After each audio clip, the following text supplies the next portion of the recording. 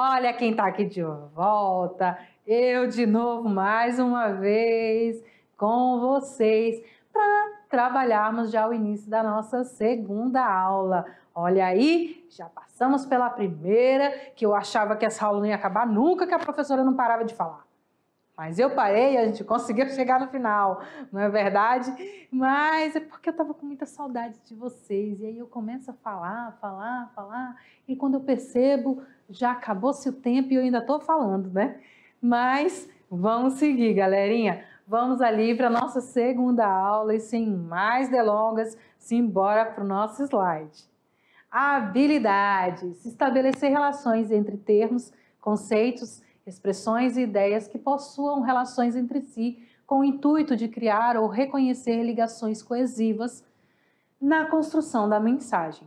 E, segundo e mais importante, ou também muito importante, conhecer e usar as línguas estrangeiras modernas como instrumento de acesso a informações e outras culturas e grupos sociais.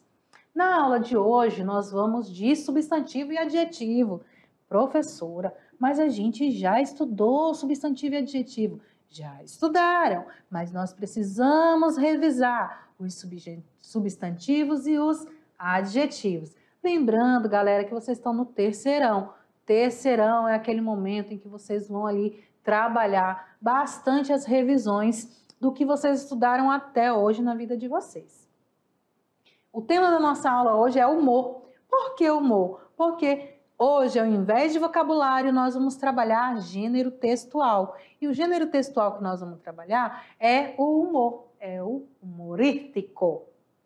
O livro que nós vamos ver hoje também vai ser do Miguel de Cervantes. É La Gitanilla. La Gitanilla, que significa, na tradução para a língua portuguesa, a ciganinha.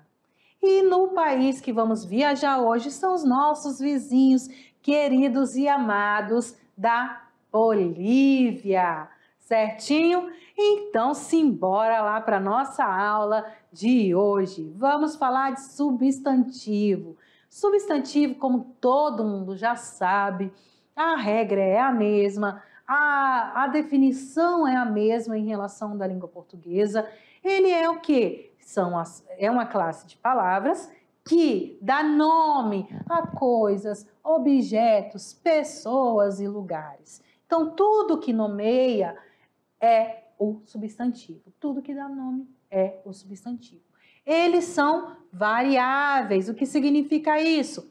Eles vão concordar em gênero e número. Eles vão ter gênero e número. Pode ser feminino, masculino, singular e plural. Existem alguns invariáveis e também existem os coletivos. Eles podem ser classificados de diversas maneiras. Como é sua classificação? Próprios, Pablo, Rondônia, nomes de pessoas, nomes de lugares, né? Que são os nomes próprios, são os meus substantivos próprios. Pablo, Rondônia. Los comunes são aqueles substantivos comuns, né? Temos ali mariposa, né? Que é o que é a mariposa, gente? É a borboleta. Então, vamos apagar isso aqui, que essa professora pirou o cabeção. Nome é borboleta. Borboleta. Estava dormindo, professora? Tem a imagem de uma borboleta e a senhora colocou que era um cachorro? Como assim? É borboleta. Mariposa é borboleta. Lembra aquela música lá do Baná? Mariposa traicioneira. São as borboletas de traição, que traiçoeiras. El tenedor, que é o garfo, tá? O garfo aqui tá certinho. Temos os concretos. O que são os... o que são os substantivos comuns? São aqueles do dia a dia, são aqueles que dão nome para não específicos, né? Cadeira, mesa, porta, tudo que é ali comum, né? E os concretos são aqueles que a gente pode tocar. Ventana, que é a janela, Maria, que é uma pessoa. Então, O meu substantivo, ele pode ser próprio e concreto, ele pode ser comum e concreto, não tem problema, tá bom? Ele pode ter duas definições, duas classificações em uma palavra apenas. Continuando, os abstratos. Quais são os abstratos? São aqueles que a gente não pode tocar. Por exemplo, espírito, amistad, amor, Deus. São aquelas coisas, objetos e pessoas que nós não podemos tocar. Los simples, ojos, perdão, ojos e casa. Olhos e casa. Temos os compostos. Por que eles são simples? São simples, desculpa, porque é uma palavra apenas para identificar um objeto ou uma coisa apenas. Que vai diferenciar do composto. O que é o composto? É aquele que vai usar duas ou mais palavras para identificar um objeto apenas. Por exemplo, altoparlante, que em português é alto-falante. São duas palavras, alto e parlante. Então, duas palavras para um objeto apenas, um alto-falante. Caça-fantasmas. Caça-fantasmas. Duas palavras, só que aqui em espanhol elas vêm juntas e significa uma coisa apenas, uma pessoa ou um grupo de pessoas que são os caças-fantasmas. Quem assistiu esse filme é muito legal. Primitivos e derivados. O que são primitivos? Primitivos são aqueles que não existe nada que veio dele, ele é a raiz. Por exemplo, árvore, que é árvore. E os derivados são aquelas palavras que já vêm a partir de um primitivo. Por exemplo, arbusto vem de árvore, que são várias ali folhagens que são um arbusto. Então, nós temos primitivo e derivado.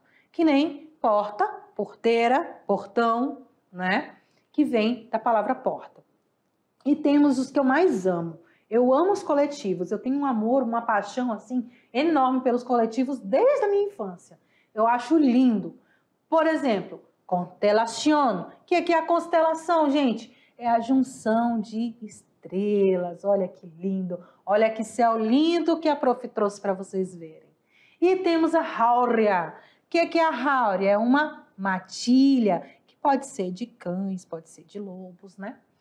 E assim sucessivamente. Temos vários coletivos, mesma quantidade, todos os coletivos da língua portuguesa, eles têm as suas traduções para o espanhol também. Os substantivos, como eu falei para vocês, ele é variável, ou seja, ele vai variar de gênero e número.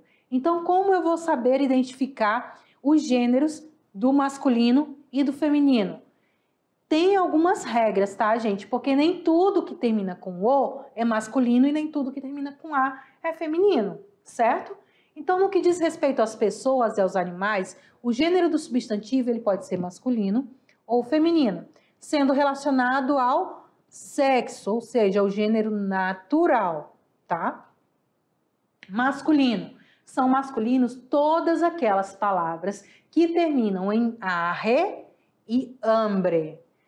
Por exemplo, el río Machado tiene un paisaje esplêndido. Em português, paisagem é feminino, é a paisagem. Se eu fosse traduzir, eu ia dizer o rio Machado tem uma paisagem esplêndida, né? Mas nós já sabemos que tudo que termina em arre é masculino. Então, o meu pronome, o meu artigo vai ser masculino também, porque ele vai concordar, né? E o meu adjetivo também, que a gente vai falar já sobre ele. El río Machado tiene un paisaje espléndido. Se poderia utilizar um cable de plástico em lugar de alambre metálico. Eu poderia utilizar um cabo plástico no lugar de arame metálico? Do arame. Alambre também masculino. Metálico vai identificar ali que ele é um masculino. Certinho? Então, tudo que termina em ambre e em age são masculinos. Também são masculinos todas as cores em espanhol, os dias da semana, os meses e também os números. Todas as vezes que vocês verem cores, dias da semana, meses do ano e os números, você vai ter certeza, pode usar tranquilamente os definitivos de masculino. El rojo de su falda me encanta. O vermelho da sua saia me encanta.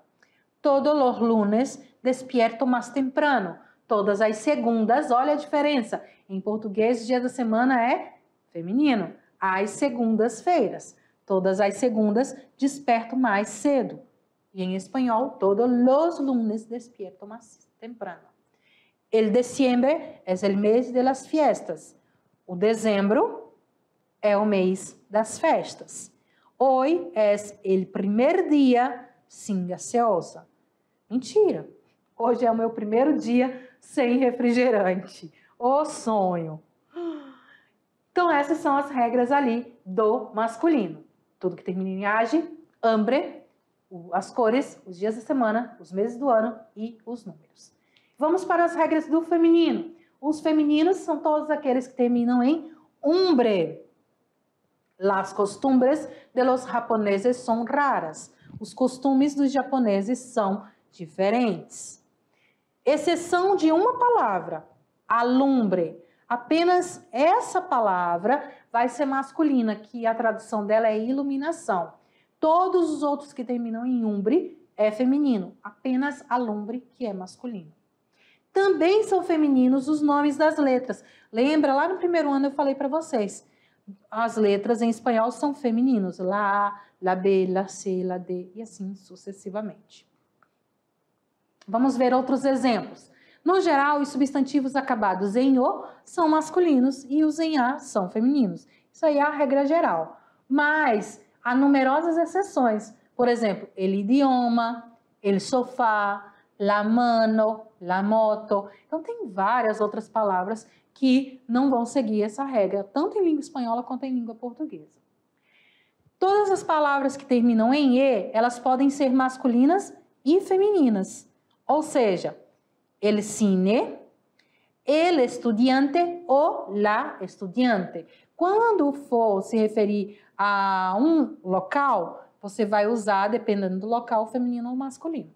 Já quando se referir a grupos de pessoas ou pessoas que terminam em E, aí sim, você pode usar o artigo para definir se é feminino ou masculino. El estudiante ou la estudiante. Igualzinho em português.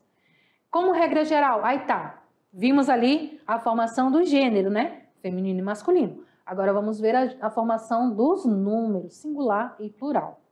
Como regra geral, o plural ele vai se formar acrescentando, añadiendo, S ao singular se a palavra terminar em vogal. Então, se ela terminar em vogal, eu vou acrescentar o S para formar o meu plural.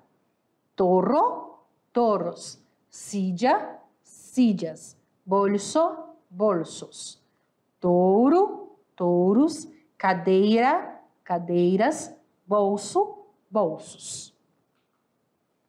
Eu vou acrescentar, añadir, o añadindo é acrescentar. Acrescentar. Já vou anotando essas palavrinhas novas. Eu vou acrescentar ES ao singular se a palavra terminar em consoante. Então, se ela terminar em vogal, eu acrescento o S. Se ela terminar em consoante, eu vou acrescentar ES. Por exemplo, caminhão, caminhones, mulher, mujeres, árbol, árboles, certo? Caminhão, caminhões, mulher, mulheres, árvore, árvores. Aí foi a tradução, tá bom? Quando a palavra terminar em Z, o que é que eu tenho que fazer? Eu vou substituir esse Z por C e vou acrescentar um ES. Então, eu vou tirar esse Z e vou acrescentar Cs. Por exemplo, lápis, lápses, pez, peces, certo? Quando a palavra terminar em Y, para formar o espanhol, eu vou acrescentar o ES. Lei, ledes, rei, redes, tá? Esse I eu posso falar leies ou ledes, reies ou redes. Aí vimos os nossos substantivos, o que dá nome. Então vamos seguir para os nossos adjetivos. Eu sei que essa parte da gramática, galera, ela é um pouco mais cansativa, né? Eu sei que vocês podem reclamar um pouquinho. Ai, professora, a senhora está falando muita coisa. É muita coisa que a gente já sabe desde pequeno, porque é igual na língua portuguesa. Mas, gente, é muito necessário, tá? Se a gente está colocando, infelizmente é porque é necessário. E tem essas diferenças da língua portuguesa que você precisa saber identificar, tá bom? Então, nós saímos agora dos substantivos e vamos para aqueles que vêm juntinho deles, que são os adjetivos. Belezinha? Então, simbora lá. Vamos para os adjetivos. Os adjetivos constituem uma classe de palavra que tem por função acompanhar o substantivo, como eu acabei de falar.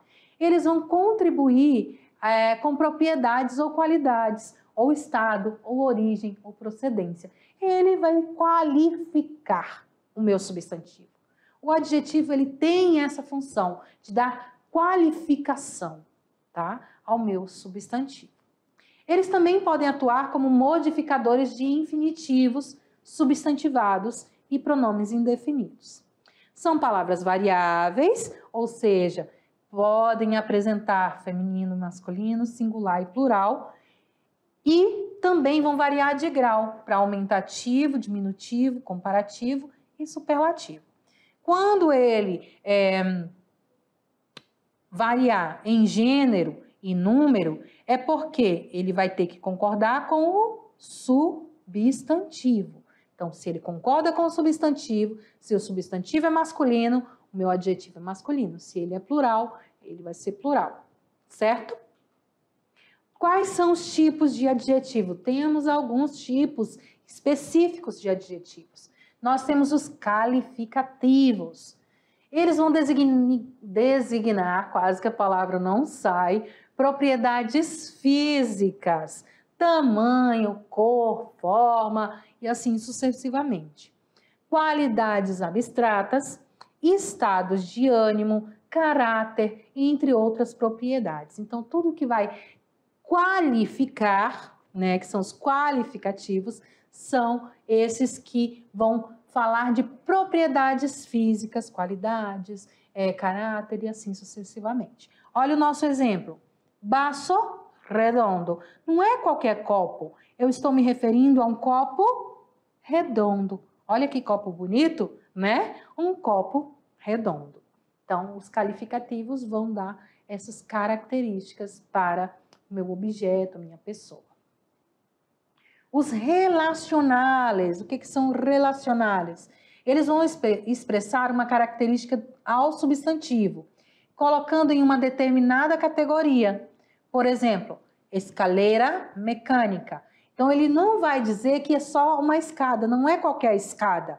Ele está se referindo à escada rolante, certo? Então, ele está dando uma determinada categoria, definindo uma determinada categoria para o meu substantivo. No caso, o meu substantivo escada não é qualquer escada, e sim a escada rolante.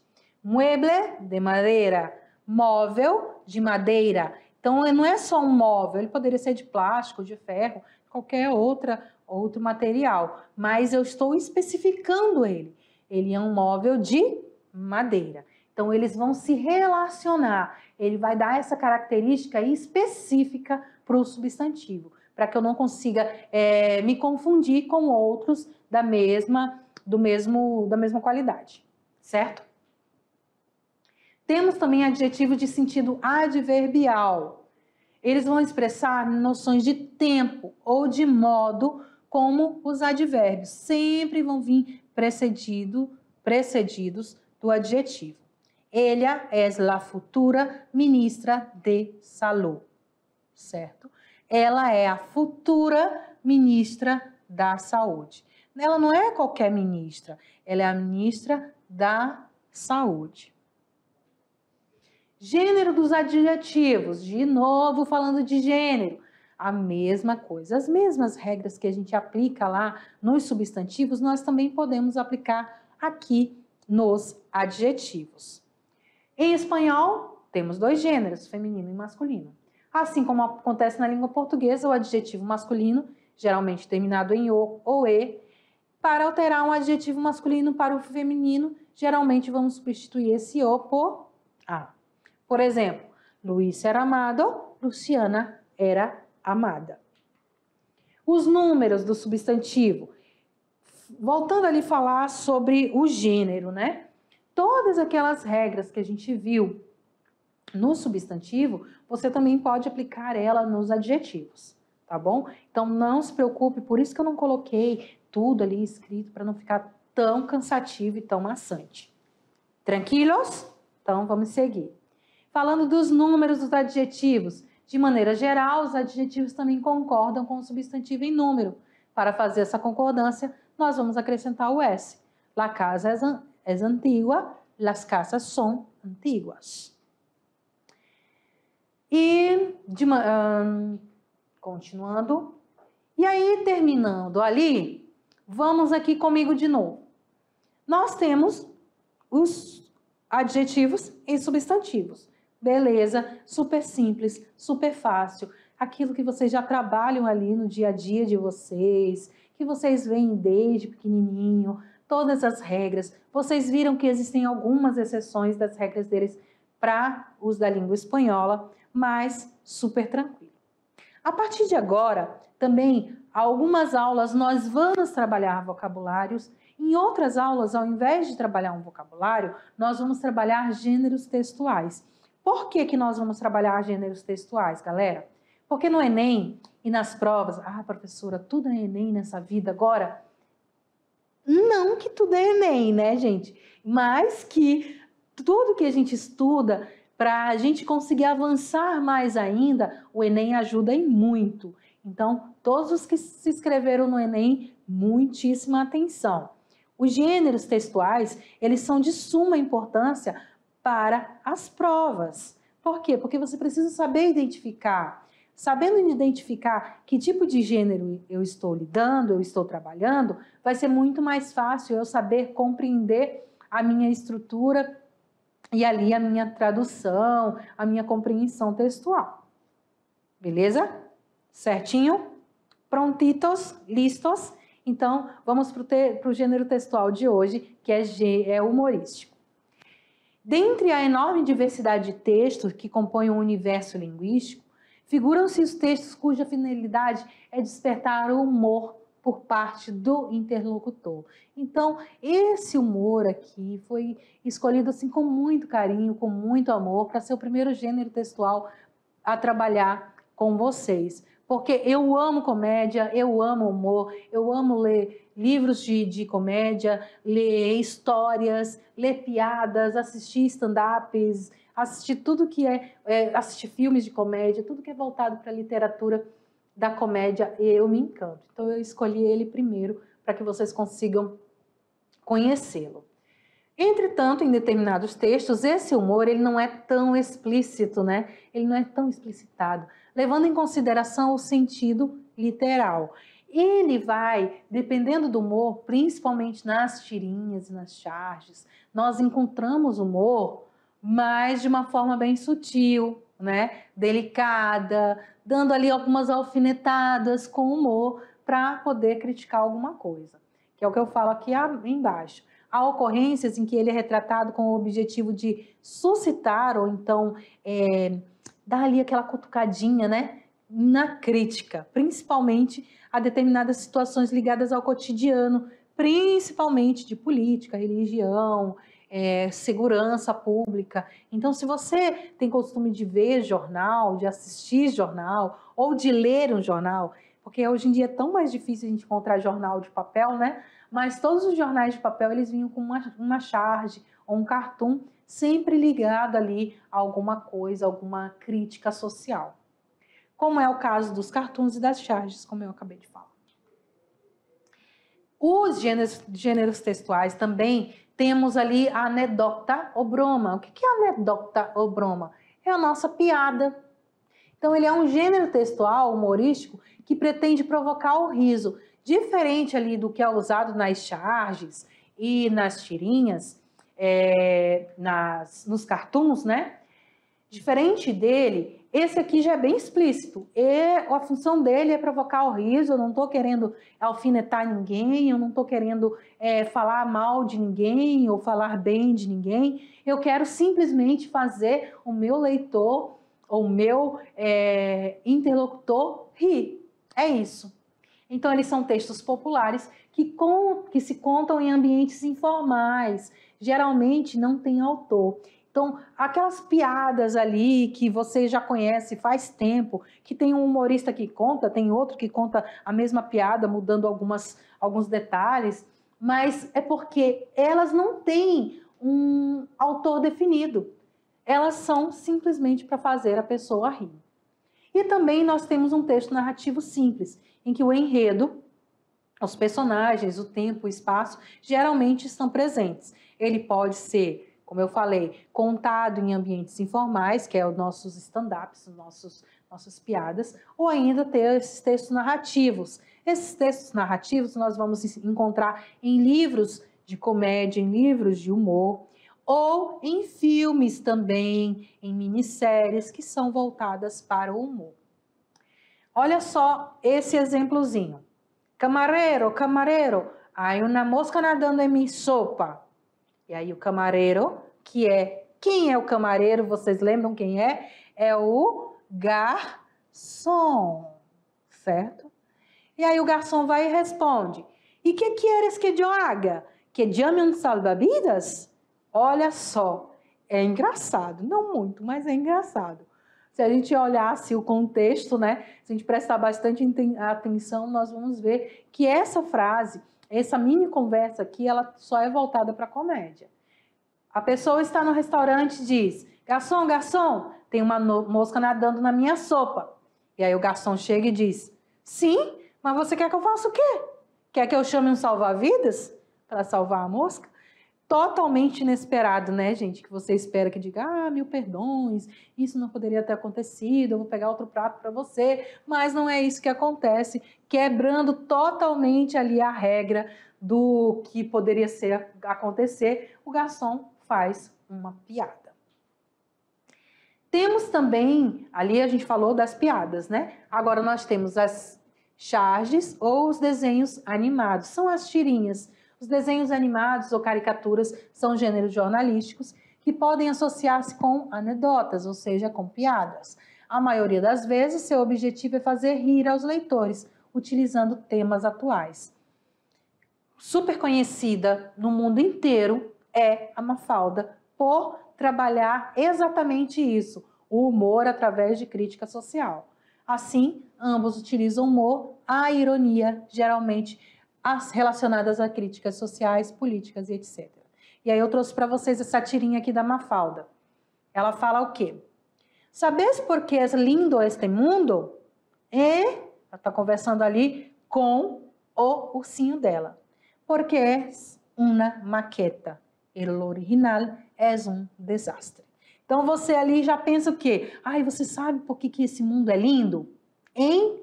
Me fala, por que esse mundo é lindo?" E aí a gente observa aqui, ó, deixa eu mudar de cor para vocês perceberem.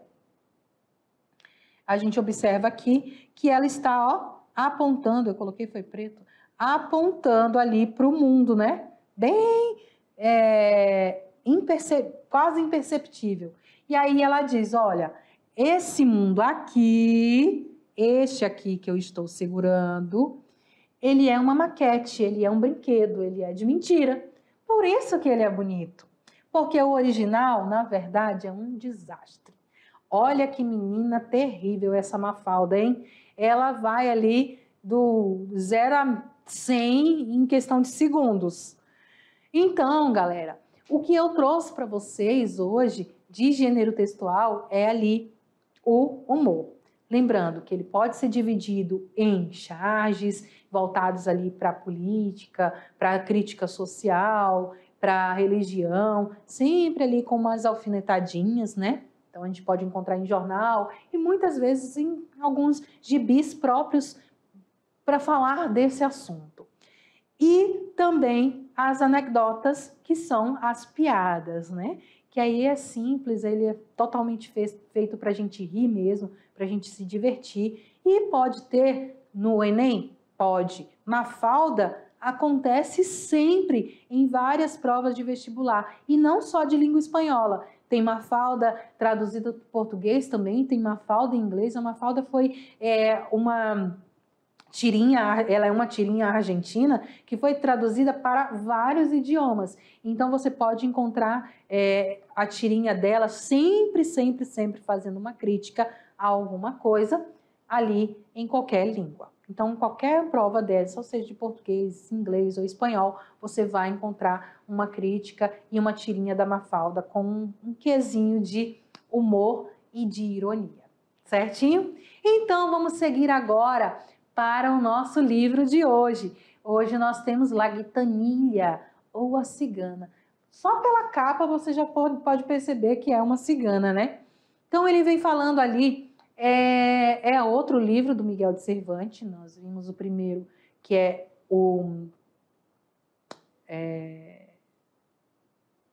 esqueci agora o nome, mas tudo bem, já eu lembro. Don Quixote de la Mancha. E aí hoje nós temos a Ciganinha, em português. Ele é uma novela, é um texto de novela, que abre sua coleção de relatos breves, novelas exemplares, de 1613. Essa novela ela vai narrar a história de um amor entre a Preciosa, que é uma cigana, criada por uma senhora já de idade, de rasa calé, ou seja, de uma pessoa assim, pobre, né? Juan de Cárcamo, que é um jovem da alta nobreza. Então foi ali uma história de amor entre uma cigana pobre, ciganas já são vistas, né, de mau olho, e ainda pobre, por quem? Por uma pessoa da alta nobreza, um jovem lindo chamado Juan da alta nobreza, muito rico, que eles dois se apaixonaram. Então tudo vai começar em Madrid, quando Juan de Cárcamo vê pela primeira vez a Preciosa. Ela é a jovem mais bonita e que ele jamais viu na vida. Então esse livro, galera, ele é aqueles tipos de romance ali que as meninas amam, né? Ele é todo cheio de suspense, de brigas entre famílias, de não aceitação do amor. Eles vão lutar até o final mesmo, por esse amor proibido ali para a época e para a classe social deles, né? Eles não vão se importar se um é rico e outro é pobre, eles se importam que eles se amam, que eles se apaixonaram à primeira vista. Ele faz inúmeras declarações de amor para ela. É um livro lindo, lindo, lindo. Se você tiver a oportunidade de ler, se você gosta de romance, se você gosta de novela, que é aquelas leituras que vão se desenvolvendo aos pouquinhos, sempre com uma ação, com alguma coisa inesperada acontecendo ali pelo meio, então você vai amar a ler La Gitanilla ou a Ciganinha, que já tem a tradução também para a língua portuguesa, tá bom? Agora, nesse momento, é a hora de vocês pegarem as malas de vocês. Os passaportes não, porque a gente vai para o país vizinho, né? Então não precisa de passaporte. Então, vamos fazer uma viagem para a Bolívia. Então, roda a vinheta.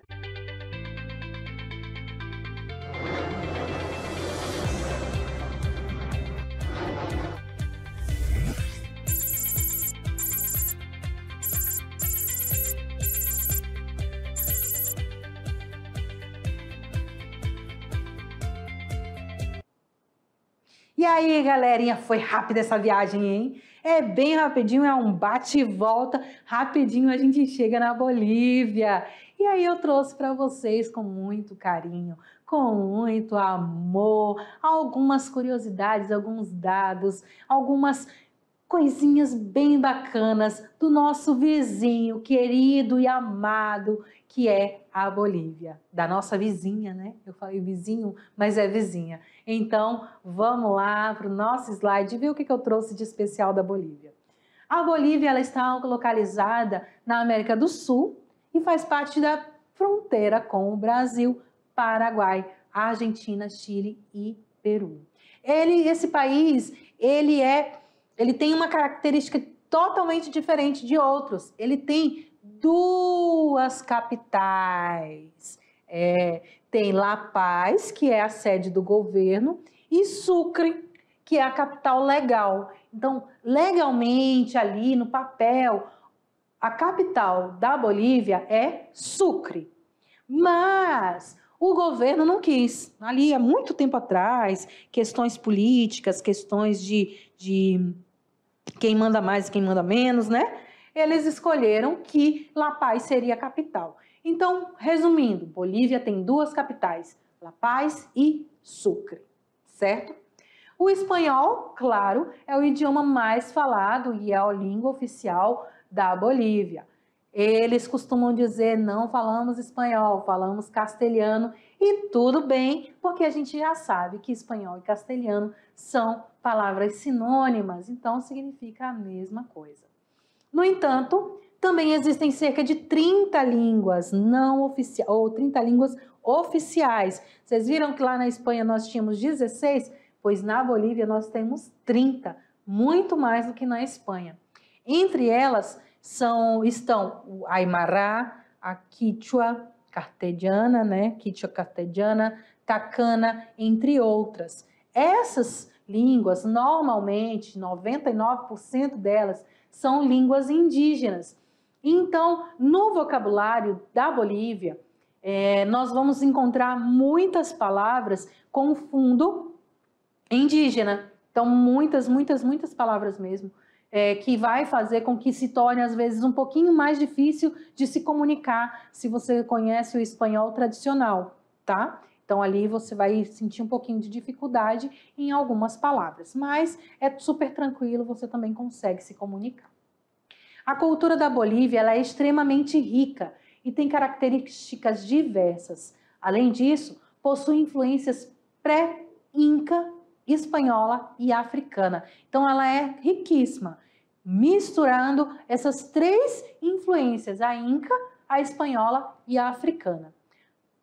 Alguns dos pontos principais é a arquitetura, a pintura, a criação de esculturas, a literatura, a dança e a música. Então, a Bolívia ela é riquíssima em cultura, em vários pontos turísticos, a sua arquitetura é belíssima. A Bolívia ela é bastante procurada, principalmente pelos brasileiros que procuram um custo de vida mais baixo. A educação também. Então, tem muitos brasileiros, principalmente na área da saúde, muitos brasileiros vão para a Bolívia para estudar medicina, enfermagem, porque é mais barato e é mais próximo também de casa. Além disso, o país ele faz parte do acordo de residência para nacionais dos estados, parte do Mercosul. Assim, o processo de imigração ele é facilitado.